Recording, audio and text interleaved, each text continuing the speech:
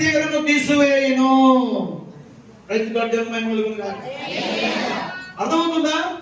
ఇప్పుడు తీగలు మీరు ద్రాక్షవల్లిని మీరు విన్నదే, మీరు చదివిందే, కానీ ఇందులో నుండి ఇప్పుడు అమూల్యమైన సంగతులు వస్తాయి. జాగ్రత్త.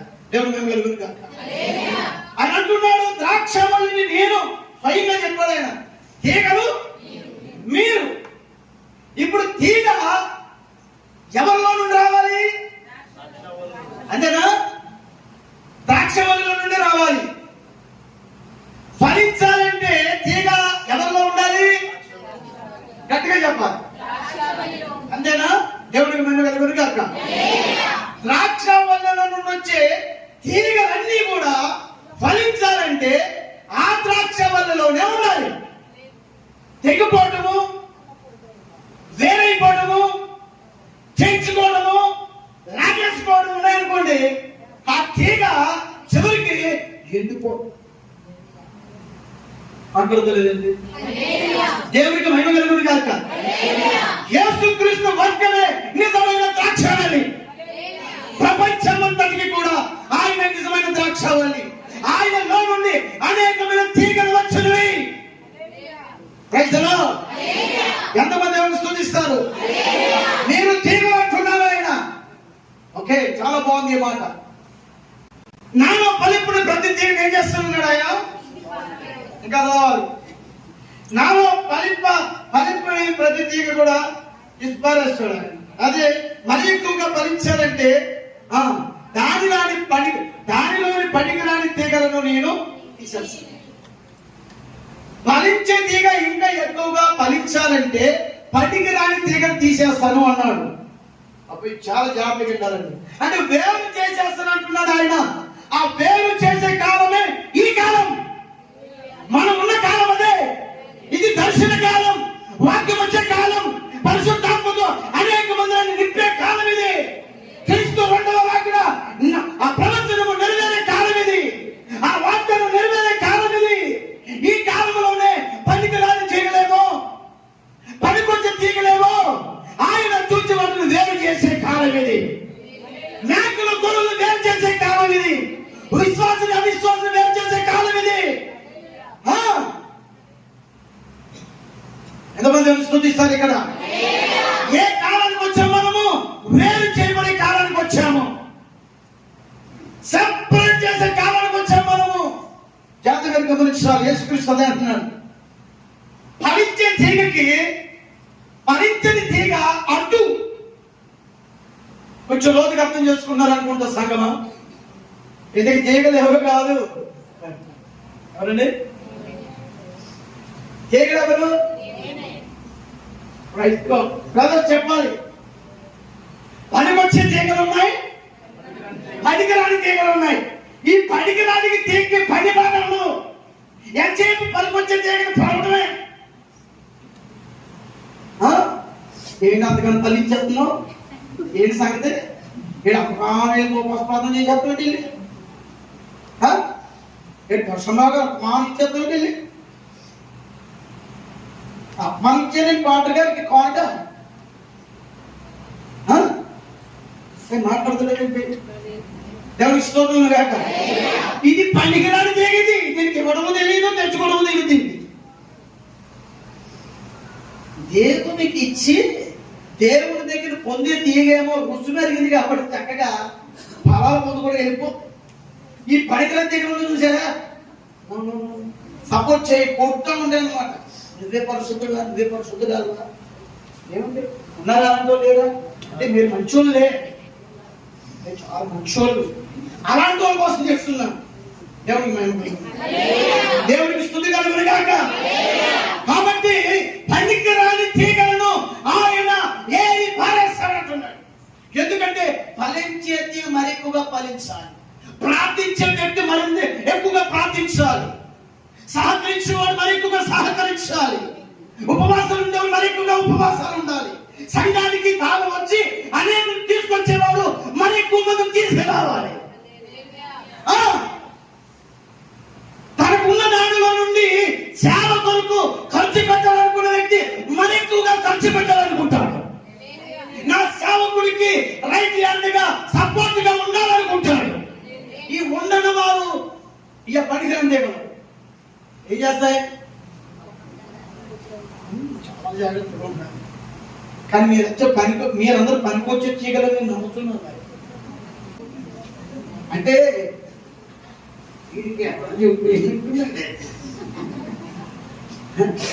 యేసు బాబే చెప్తాడు ఏం చెప్పాలని.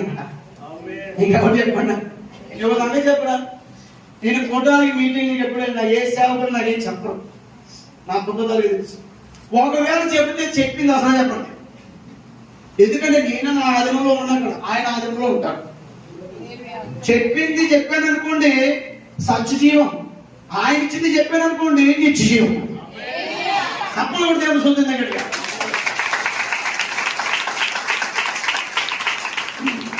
మీ దైవజనుల కోసం చెప్పాలంటే ఏ రోజు కూడా ఎప్పుడు కూడా నేను గతం నుంచి వస్తున్నాను కదా, అయ్యా మా సంఘ పరిస్థితి ఇదండి, మా పెద్దలు ఎలా ఉంటారండి, మా సంఘం ఎలా ఉంటుందండి బాబు, కొంచెం దేశాల కోసం ఆయన నన్ను పిలిచినప్పుడు, అయ్యా మీరు కాదు పలానా రోజు నాకు ఎందుకు మీ దగ్గర రావడానికి ఇష్టం నాకు. అందుకని నా యొక్క వర్కులు కూడా, నా పనులు కూడా, నా సమయాన్ని కూడా ఆ పక్కన పెట్టి మీ దగ్గర రావడానికి, మీ దైవజనులు పిలిచినప్పుడు రావడానికి ఇష్టపడతాను.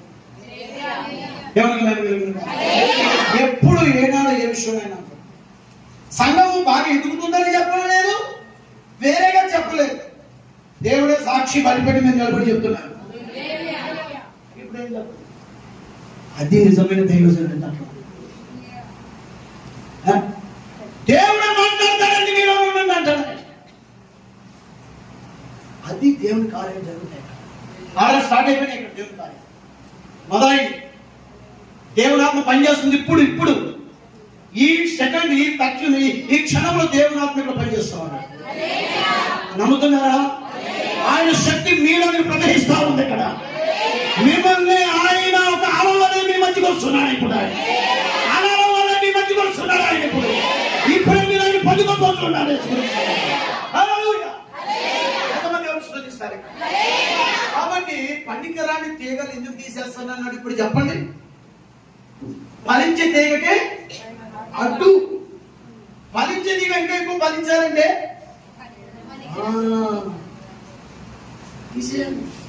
పొలంలో చేసే పని కదా, కొలుపు మొక్కలు ఎందుకు తీసేస్తా చెప్పండి. మరి అన్ని మీకు చెప్పాలా? సమయం అయిపోతుంది. ఇక్కడ అన్ని చెప్పాలా? నేను కొలుపు మొక్కలు ఎందుకు తీస్తారు?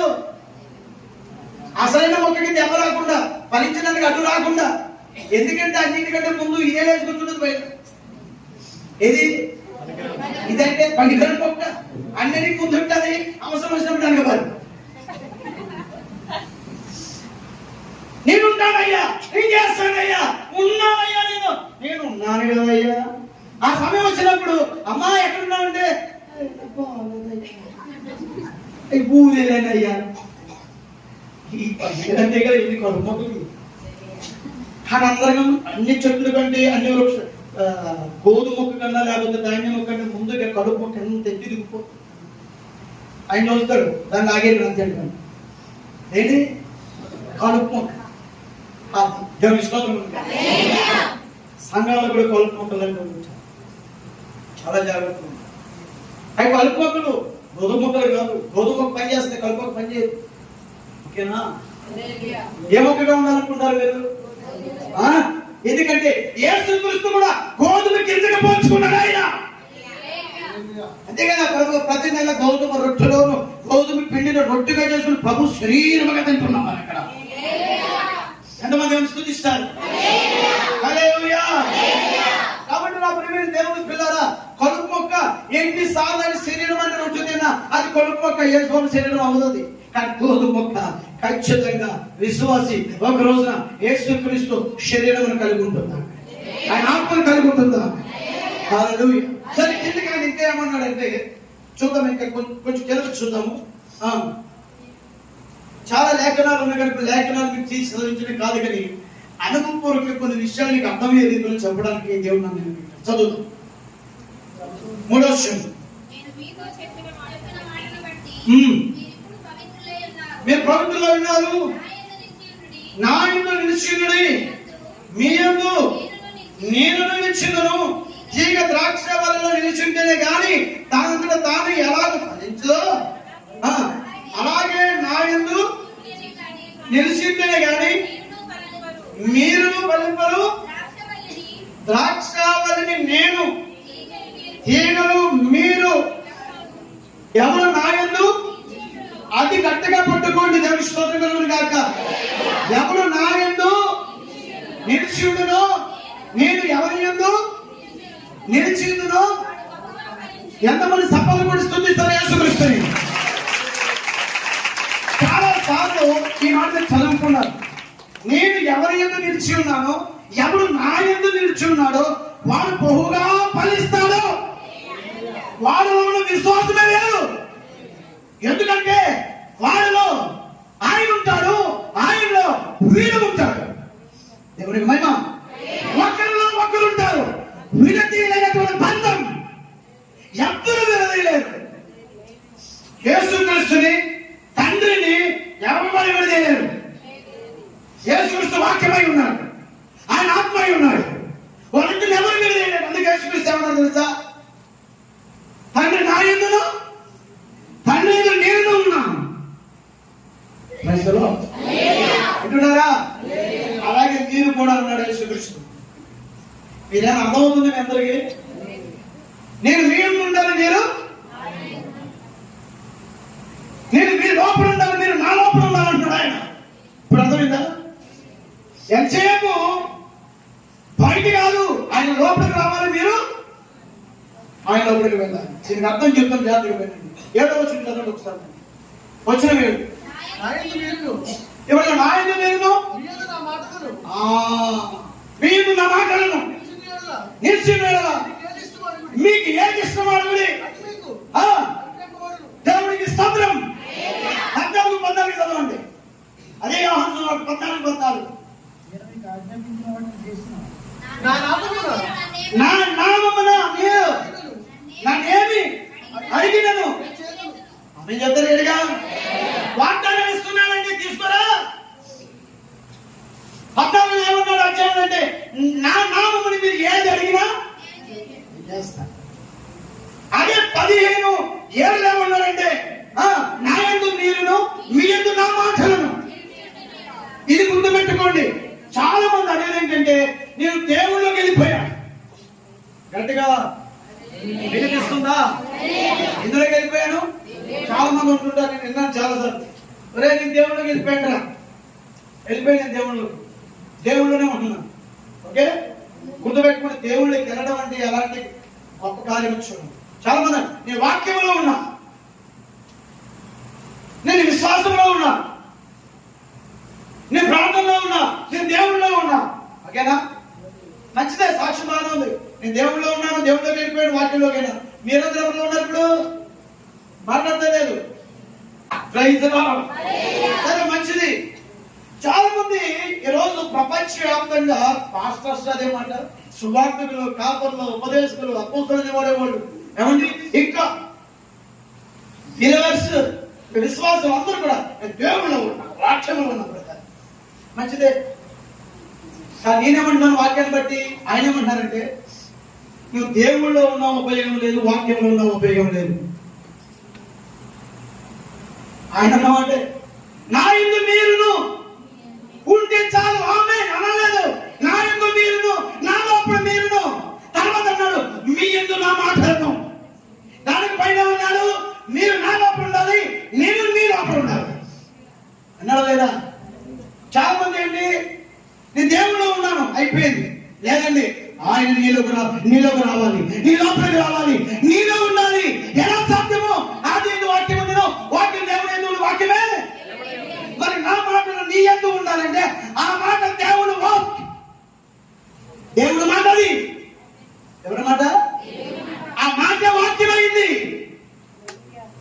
వాక్యము మాటగా లేనప్పుడు అదేమిటంటే దేవుని యొక్క తలంపది. దేవుని సృష్టిలో మొట్టమొదటిగా తలంచాడు ఆయన, సృష్టిని సృష్టించాడు.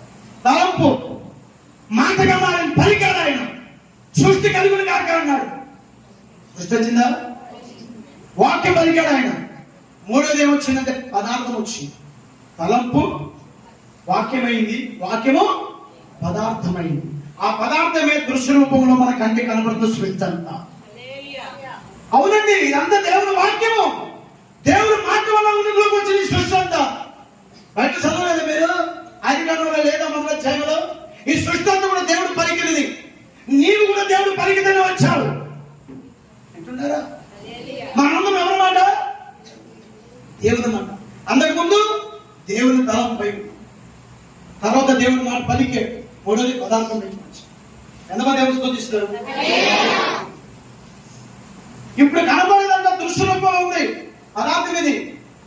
కానీ తలంపు అదృశ్య రూపి, అంటే అదృశ్యంలో ఉంటుంది. మాట కూడా అదృశ్యమే, కానీ మన చెవులు వింటాయి అలిగినప్పుడు. అంతే. దేవుని దృశ్యమైన వాటి కంటే అదృశ్యమైనవి శక్తివంతమైన గుర్తుపెట్టుకోండి. దేవుని స్తోత్రం. దృశ్యము అదృశ్యము. కాబట్టి ఇప్పుడు మీకు చెప్పేది ఏంటంటే, నేను దేవులో ఉన్నాను, వాక్యంలో ఉన్నాను, వర్తమానంలో ఉన్నా. ఆ వాక్యం నీ లోపల ఉందా? ఆ దేవుడు నీ లోపల ఉన్నాడా?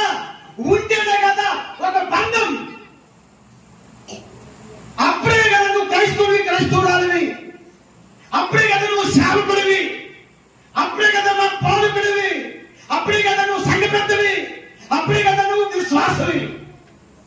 ఎక్కడ చూడండి, నేను దేవుళ్ళో ఉన్నాను సరిపోతుంది సాక్ష్యం అనుకోకుండా దయచేసి ఆయన నీ లోపలికి రావాలి. Praise the Lord. వాక్యాన్ని దేవుణ్ణి ఎలాగ విడదీయలేమో, ఆయన్ని నిన్ను కూడా కరువైన, వస్త్రహీనతైన, గొడవలైన, కలహాలైన, శోధనైన, బాధలైన, ఇబ్బందులైన, మరణమైన, వ్యాధైన, తుఫానైన, భూకంపమైన, ఏదైనా ఆయన నుండి నిన్ను, నీళ్ళ నుండి ఆయన్ని విడదీయలేవు. ఎంతమంది దేవుని స్తుతిస్తారు? ఎవరు నిన్ను విడదీయలేరు, ఎవరు నిన్ను విడగొట్టలేరు. ఎందుకంటే ఆయన నీలో ఉన్నాడు, నువ్వు ఆయనలో ఉన్నావు. కానీ ఒక్కరు ఉన్నాడు విడగొట్టేవాడు. వాడు మొదట్లో విడగొట్టాడు, మధ్యలో విడగొట్టాడు, చివరిలో విడగొట్టాడు. మళ్ళీ ఒక గొప్ప ప్రణాళికతో దేవుడు ఉన్నాడు. ఇప్పుడు వాడు కూడా విడగొట్టాడు. దేవుడికి మేము కలుగును గాక. వాడెవరు? ప్రసంగాలు లేకుండా ప్రసంగం ముగింపు అవ్వట్లేదు, మరి ఏం చేస్తాం? తప్పదు. ఎవడాడు? విలన్. ఎవడాడు? అపవాది. వాడి విడగొట్ట ప్రయత్నిస్తాడు. కానీ ఎన్ని రకాలుగా శోధనలు నీ మీదకి వచ్చినా గుర్తు పెట్టుకోండి, జీరోలోకి వచ్చేసిన నీలో ఆయన ఉంటే చాలా. ఎంతవరకైతే నువ్వు కిందకి వెళ్ళిపోయావో, ఎంతవరకైతే నువ్వు శోధనలు కూలిపోయావో, ఎంతవరకైతే దుఃఖంలో మునిగిపోతున్నావో, అన్ని వచ్చి మీద మీద తొక్కేస్తున్నా అని చేస్తున్నా. కానీ నీలో ఆయన ఉంటే, నువ్వు ఆయనలో ఉంటే, ఒక రోజున ఎప్పుడు ఎన్నడు నీవు వెళ్ళలేనంత ఎత్తులోకి దేవుడు తీసుకెళ్ళిపోతాడు. అర్థమైందా మీకు? కానీ ఆయన ఎవరిలో ఉండాలి? ఇలా దేవునికి సేవకులైనా, విశ్వాసులైనా కొన్నిసార్లు జీరోలోకి వెళ్ళిపోతారు. ఖర్చు పెట్టుకునే డబ్బులు కూడా ఉండవు, తెచ్చుకోవడానికి బియ్యం తెచ్చుకునే డబ్బులు ఉండదు, ఆహారం ఉండదు, ఏమి ఉన్నప్పుడు పరిస్థితి వచ్చేస్తుంది. శోధనలు, ఇబ్బందులు, శ్రమలు ఇవన్నీ. ఈ సేవకుడు వాక్యానుసారమైన సేవకుడు అయితే ఈ శోధనలు ఎందుకు వస్తున్నాయి? ఈయనకి ఈ శ్రమలు ఈయనకి ఎందుకు వస్తున్నాయి? వీళ్ళు దేవుడు లేడా? ఉన్నాయి కాబట్టి వస్తున్నాయి, వస్తాయి. యేసుక్రీస్తు దోణిలో ఉన్నప్పుడు ఏమొచ్చింది? మరి ఉన్న దోణుడు ఎందుకు రాలేదు? తుఫాన్ అంటే తుఫాన్ కాదు, అది వాడే. వాడు సైన్యం అది.